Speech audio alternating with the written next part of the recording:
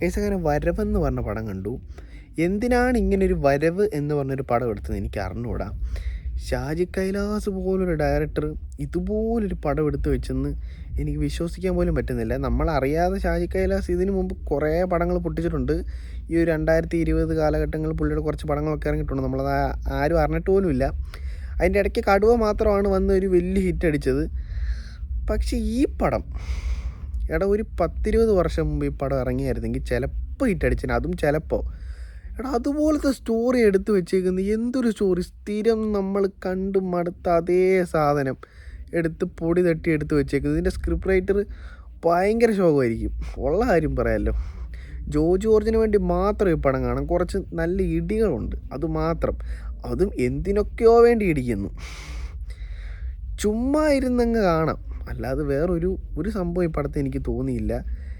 ഈ ലോറിയും കൊണ്ടൊക്കെ നായകൻ്റെ കൂട്ടുകാരെയൊക്കെ കൊല്ലാൻ വരുന്നത് ഒരു 10-20 വർഷം മുമ്പേ മലയാള സിനിമ നിർത്തിയ കാര്യങ്ങളാണ്. അത് പിന്നെ റീക്രിയേറ്റ് ചെയ്തിട്ടുണ്ട്. അതിനെ ഒരു കൈയടി കൊടുക്കണം. എന്തായാലും എനിക്കിപ്പോഴും ഇഷ്ടപ്പെട്ടില്ല. ആർക്കെങ്കിലും ഇഷ്ടപ്പെട്ടുണ്ടെങ്കിൽ ജസ്റ്റ് ഒന്ന് കമൻറ്റ് ചെയ്യും. മൊത്തത്തിൽ പഴയ ടെംപ്ലേറ്റ്, ഒരു പഴയ സ്ക്രിപ്റ്റ് പുതിയ കാലഘട്ടത്തിൽ ഇറക്കി പൊട്ടിക്കുന്നു, അത്രയേ ഉള്ളൂ. ജസ്റ്റ് ഒന്ന് കണ്ടു.